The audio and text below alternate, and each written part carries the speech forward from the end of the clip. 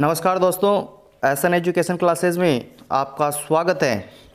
आज हम बीमा एवं बैंकिंग प्रणाली से संबंधित महत्वपूर्ण प्रश्नों का सेकंड वीडियो लेके आए हैं। दोस्तों, पहला वीडियो अपलोड हो चुका है, नहीं देखा है तो आई बटन पर क्लिक करते हुए उसको देख सकते हैं या उसका लिंक डिस्क्रिप्शन में मिल जाएगा, एक बार देख लेना। ठीक है, जय महाकाली। शुरुआत करते हैं।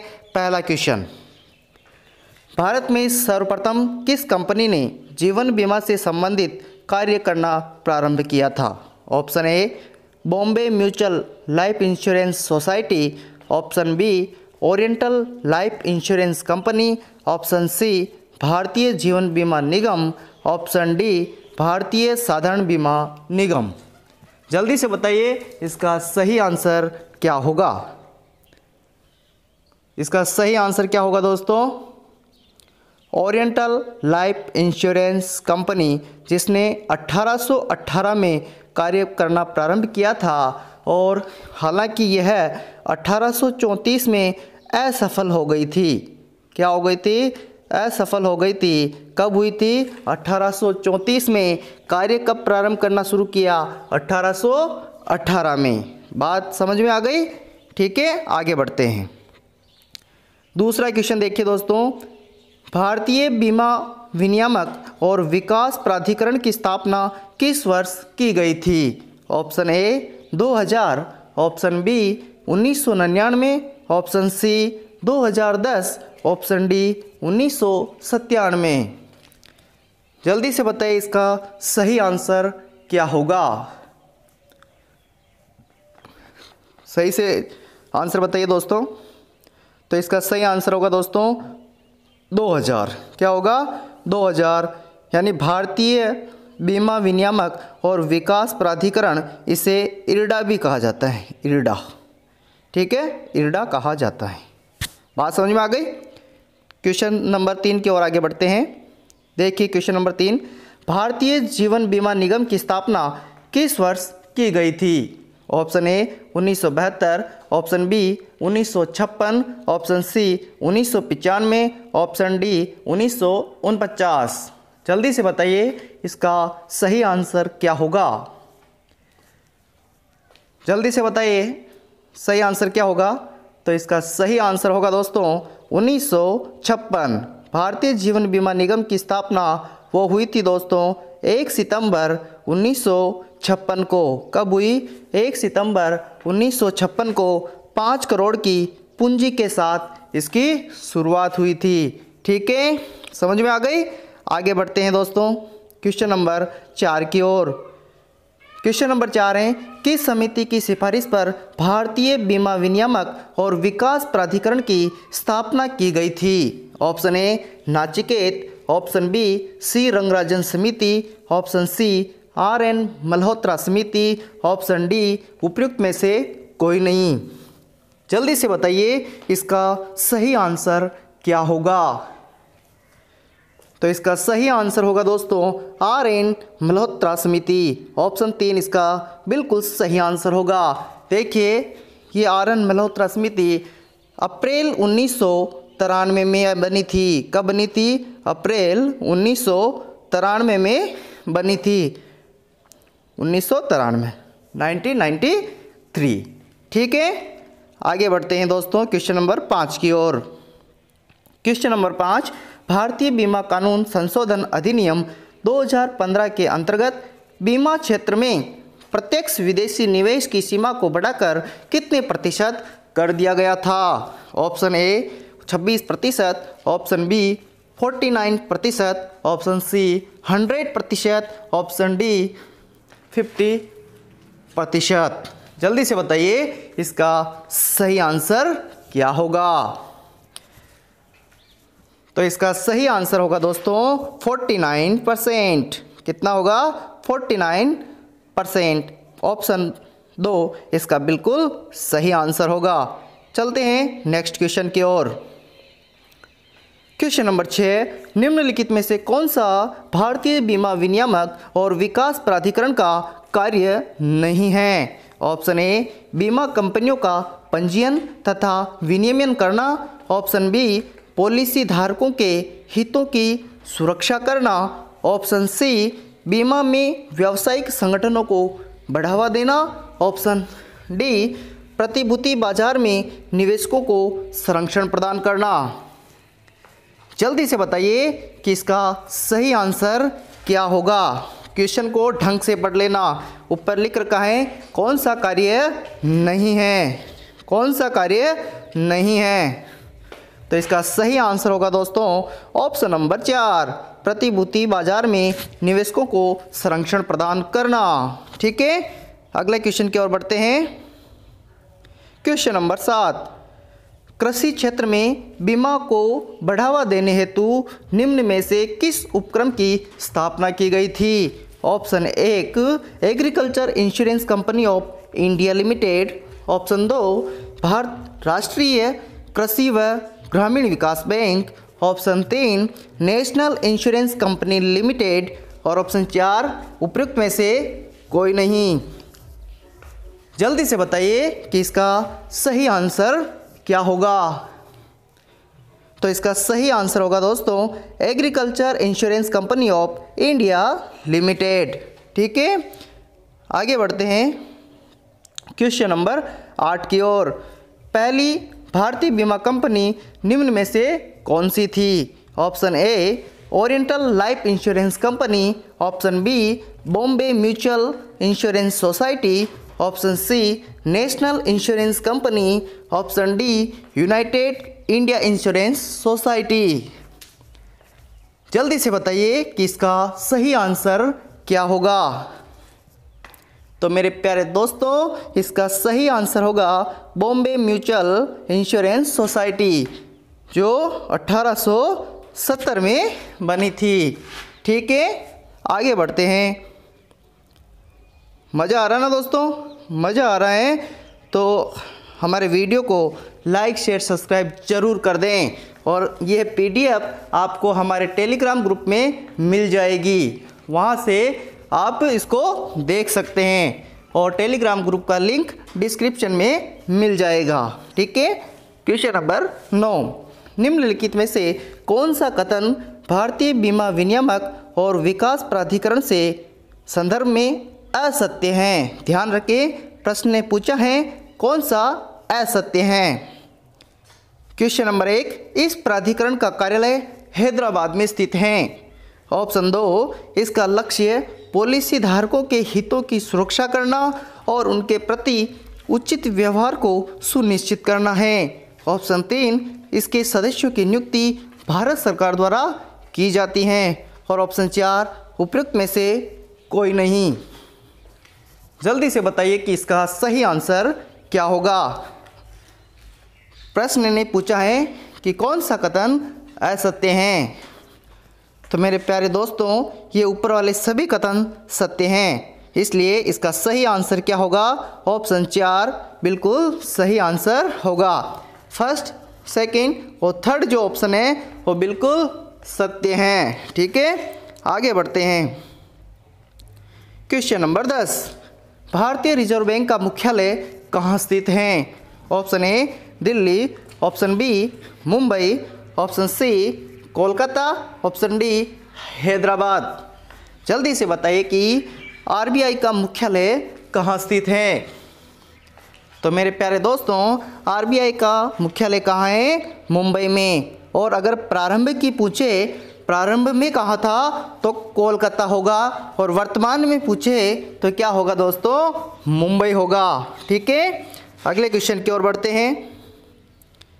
क्वेश्चन नंबर 11, भारतीय रिजर्व बैंक के कार्यों के संदर्भ में निम्न कथनों पर विचार कीजिए। ऑप्शन ए, विदेशी विनिमय दर का नियमन करना। ऑप्शन 2, सरकार के बैंकर, एजेंट एवं सलाहकार के रूप में कार्य करना। ऑप्शन 3, मौद्रिक नीति का संचालन करना। ठीक है, इसमें ऑप्शन नंबर 1 कौन सा सही होगा। पहला और दूसरा कथन सत्य हैं, या फिर दूसरा और तीसरा सत्य हैं, या फिर उपयुक्त सभी सत्य हैं। जल्दी से बताइए कौन कौन से कथन सत्य हैं। तो मेरे प्यारे दोस्तों, ये सभी कथन सत्य हैं, इसलिए इसका सही आंसर क्या होगा? क्या होगा दोस्तों? उपयुक्त सभी। ठीक है, अगला क्वेश्चन देखिए।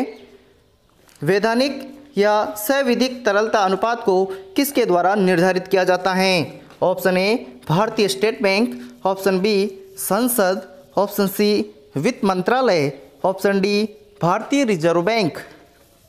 जल्दी से बताइए कि वैधानिक या सविधिक तरलता अनुपात को किसके द्वारा निर्धारित किया जाता है? तो इसका सही आंसर होगा दोस्तों भारतीय रिजर्व बैंक। ऑप्शन 4 बिल्कुल सही आंसर होगा। क्वेश्चन नंबर 13, भारतीय रिजर्व बैंक में गैर निष्पादनकारी परिसंपत्तियों को कितनी श्रेणियों में विभक्त किया है? Option A 4, option B 2, option C 1, option D 3। जल्दी से बताइए कि आरबीआई ने गैर निष्पादनकारी परिसंपत्तियों को कितनी श्रेणियों में विभक्त किया है? कितनी श्रेणियों में विभक्त किया है? तो इसका सही आंसर होगा दोस्तों 3 श्रेणियों में विभक्त किया है। वो 3 श्रेणियां हैं, एक तो है सब स्टैंडर्ड। कौन सी है? सब स्टैंडर्ड, सब स्टैंडर्ड। दूसरी है संदिग्ध, दूसरी है संदिग्ध, और तीसरी है दोस्तों हानि वाली। कौन सी? हानि वाली परिसंपत्तियाँ। ठीक है, 3 हो गई, सब स्टैंडर्ड, दूसरी संदिग्ध और तीसरी हानि वाली। ठीक है, आगे देखिए। भारत में मौद्रिक नीति का संचालन किसके द्वारा किया जाता है? ऑप्शन ए भारतीय state bank, option B Bharatiya reserve bank, option सी संसद, ऑप्शन डी उपयुक्त में से कोई नहीं। जल्दी से बताइए कि भारत में मौद्रिक नीति का संचालन किसके द्वारा किया जाता है? तो इसका सही आंसर होगा दोस्तों भारतीय रिजर्व बैंक। ठीक है, ऑप्शन 2 इसका बिल्कुल सही आंसर होगा। अगला क्वेश्चन देखिए दोस्तों। तरलता समायोजन सुविधा को भारतीय रिजर्व बैंक ने किस वर्ष आरंभ किया था? Option A 2000, option B 2005, option C 2004, option D 2009। जल्दी से बताइए कि इसका सही आंसर क्या होगा? तो इसका सही आंसर होगा दोस्तों 2000। क्या होगा? 2000 इसका बिल्कुल सही आंसर होगा। अगला क्वेश्चन देखिए। भारतीय रिजर्व बैंक के केंद्रीय निदेशक बोर्ड में कितने गवर्नर और उप गवर्नर होते हैं? ऑप्शन ए 1 गवर्नर, 3 उप गवर्नर, 1 गवर्नर, 4 उप गवर्नर, 2 गवर्नर, 4 उप गवर्नर, या फिर 2 गवर्नर, 3 उप गवर्नर। जल्दी से बताइए इसका सही आंसर क्या होगा? तो मेरे प्यारे दोस्तों, मैंने वीडियो में बताया भी था कि 1 गवर्नर होगा और अधिकतम 4 उप गवर्नर इसमें हो सकते हैं। ठीक है, तो इसका सही आंसर ऑप्शन नंबर 2 होगा। अगला क्वेश्चन देखिए। कृषि पुनरावृत्ति एवं विकास निगम की स्थापना किसके द्वारा की गई थी? Option A NABARD, option B Bharatiya reserve bank, option C भारतीय state bank, option D Bhumi Vikas bank. जल्दी से बताइए कि इसका सही आंसर क्या होगा? तो इसका सही आंसर होगा दोस्तों भारतीय रिजर्व बैंक। ऑप्शन 2 इसका बिल्कुल सही आंसर होगा। अगला क्वेश्चन। अनुसूचित बैंकों को स्वीकृति बिलों की पुनः कटौती तथा मान्यता प्राप्त प्रतिभूतियों के आधार पर अग्रिम देकर आर्थिक सहायता कौन प्रदान करता है? ऑप्शन ए भारतीय रिजर्व बैंक, ऑप्शन बी संसद, ऑप्शन सी विश्व बैंक और ऑप्शन डी अंतर्राष्ट्रीय मुद्रा कोष। जल्दी से बताइए इसका सही आंसर क्या होगा? तो इसका सही आंसर होगा दोस्तों भारतीय रिजर्व बैंक। ठीक है, अगले क्वेश्चन की ओर बढ़ते हैं। Question number 19। भारत का वह पहला राज्य कौन सा है जिसने ग्रामीण सहकारी समितियों व अन्य समितियों के चुनाव के लिए न्यूनतम योग्यता निर्धारित की है? Option A Maharashtra, option B Madhya Pradesh, option C Kerala, option D Rajasthan. जल्दी से बताइए कि इसका सही आंसर क्या होगा। तो इसका सही आंसर होगा दोस्तों ऑप्शन नंबर 4 राजस्थान। क्या होगा? राजस्थान। क्वेश्चन नंबर 20 की ओर बढ़ रहे हैं। क्वेश्चन नंबर 20, सहकारी समिति के संदर्भ में निम्न कथनों पर विचार कीजिए। ऑप्शन ए, भारत के संविधान के भाग 9 के अनुच्छेद 243 में इसका प्रावधान किया गया है। ऑप्शन 2, कोई भी सक्षम व्यक्ति किसी भी समय सहकारी समिति का सदस्य बन सकता है। तो ये 2 कथन हैं। उन कथनों के आधार पर आप ये बताइए कि कौन सा कथन सत्य है। सहकारी समिति के संदर्भ में मेरे प्यारे दोस्तों, भारत के संविधान के भाग 9 के अनुच्छेद 243 में इसका प्रावधान है। बिल्कुल सत्य कथन है। दूसरा है, कोई भी सक्षम व्यक्ति किसी भी समय सहकारी समिति का सदस्य बन सकता है। यह भी सत्य है। इसके आधार पर हम ये कहेंगे कि कथन 1 और 2 दोनों सत्य हैं। ठीक है। अगला क्वेश्चन देखिए दोस्तों, क्वेश्चन नंबर 21, निम्न में से कौन सा सहकारी बैंक का उद्देश्य नहीं है। ऑप्शन ए, ग्रामीण वित्त पोषण और सूक्ष्म वित्त पोषण। ऑप्शन 2, ग्रामीण क्षेत्रों में ज़रूरतमंद लोगों और किसानों को वित्तीय सहायता प्रदान करना। ऑप्शन सी, अधिकाधिक लाभार्जन करना। ऑप्शन डी, उपयुक्त में से कोई नहीं। जल्दी से बता दीजिए कि इसका सही आंसर क्या होगा। तो मेरे प्यारे दोस्तों, मैंने वीडियो में बताया भी था कि सहकारी बैंक किस सिद्धांत पर कार्य करते हैं। तो कार्य कौन सा था दोस्तों? नो प्रॉफिट नो लॉस का। इसका मतलब सहकारी बैंक का उद्देश्य कौन सा नहीं होगा?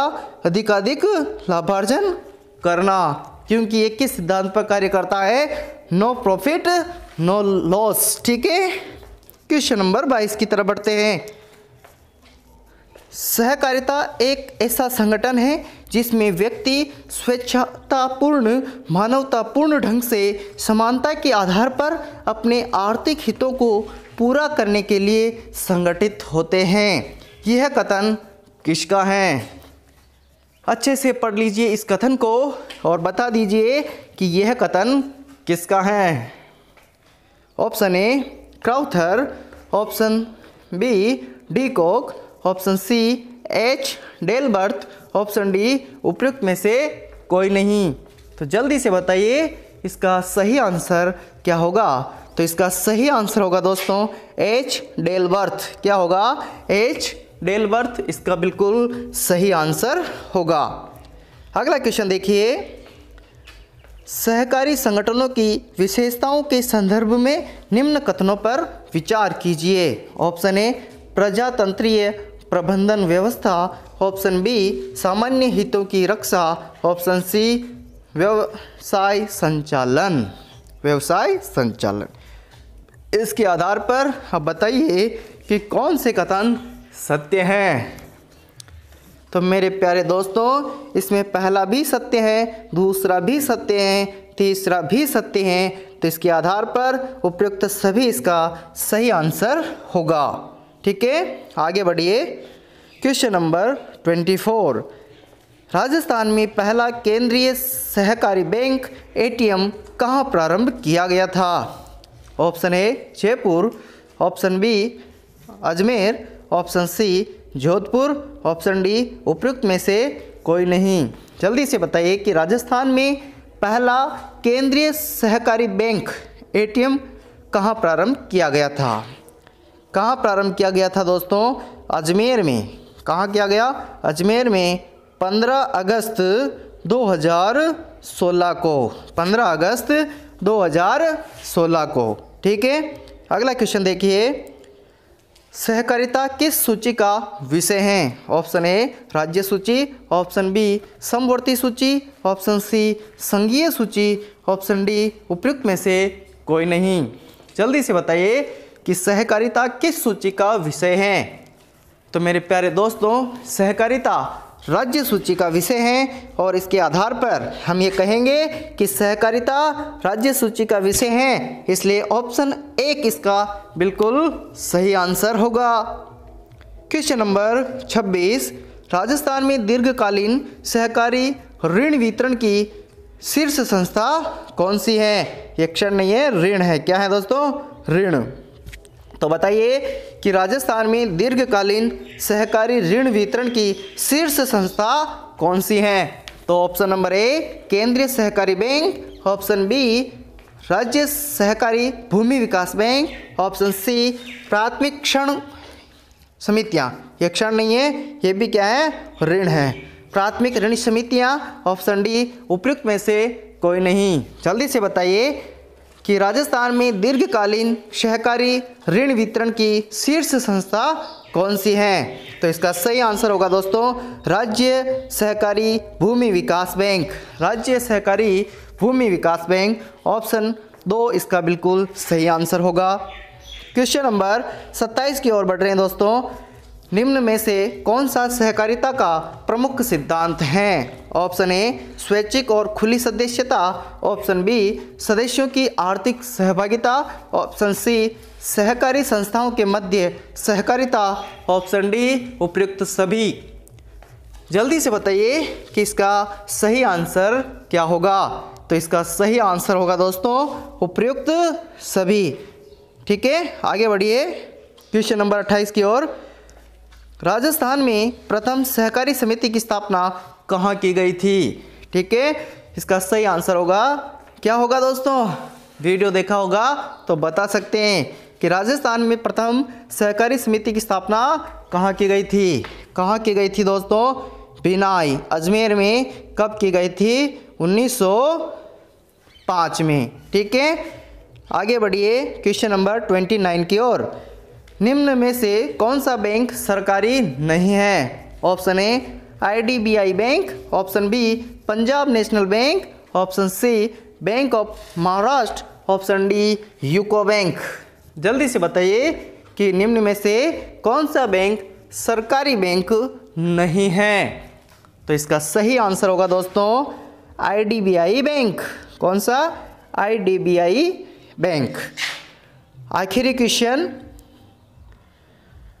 निम्न में से कौन सा कथन सही नहीं है? ऑप्शन ए अप्रैल 2019 में विजया बैंक और देना बैंक का बैंक ऑफ बड़ौदा में विलय कर दिया गया था, ऑप्शन बी इलाहाबाद बैंक का मुख्यालय इलाहाबाद प्रयागराज में है, ऑप्शन सी अनुसूचित बैंकों को रिजर्व बैंक से प्रथम श्रेणी के बट्टों को भुनाने की सुविधा मिल जाती है, ऑप्शन डी गैर अनुसूचित बैंक RBI द्वारा बनाए गए नियमों का पालन नहीं करते हैं।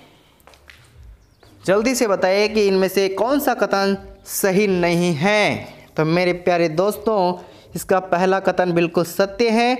अप्रैल 2019 में विजया बैंक और देना बैंक का बैंक ऑफ बड़ौदा में विलय कर दिया गया था। इसके अलावा तीसरा जो ऑप्शन है यह भी बिल्कुल सही है। अनुसूचित बैंकों को रिजर्व बैंक से प्रथम श्रेणी के बट्टों को भुनाने की सुविधा मिल जाती है। और इसके अलावा ऑप्शन नंबर 4 ये भी बिल्कुल सही है। गैर अनुसूचित बैंक RBI द्वारा बनाए गए नियमों का पालन नहीं करते हैं। तो जो प्रश्न पूछा था कौन सा कथन सही नहीं है, तो मेरे प्यारे दोस्तों केवल कथन 2 सही नहीं है। इलाहाबाद बैंक का मुख्यालय इलाहाबाद प्रयागराज में नहीं है। तो इसका सही आंसर होगा ऑप्शन नंबर 2। ऑप्शन नंबर 2 इसका बिल्कुल सही आंसर होगा। ठीक है मेरे प्यारे दोस्तों, अगर आपके 30 में से 30 क्वेश्चन सही हो गए तो आप कमेंट करके हमें बता सकते हैं। ठीक है, और इसकी PDF चाहिए तो हमारे टेलीग्राम ग्रुप का लिंक डिस्क्रिप्शन में दिया हुआ है, वहाँ से आप टेलीग्राम में जुड़ जाइए, वहाँ आपको इसकी PDF भी मिल जाएगी। और नियमित रूप से इस प्रकार की क्विज में भाग लेने के लिए हमारे चैनल को एक बार सब्सक्राइब जरूर कर दें। ठीक है, धन्यवाद।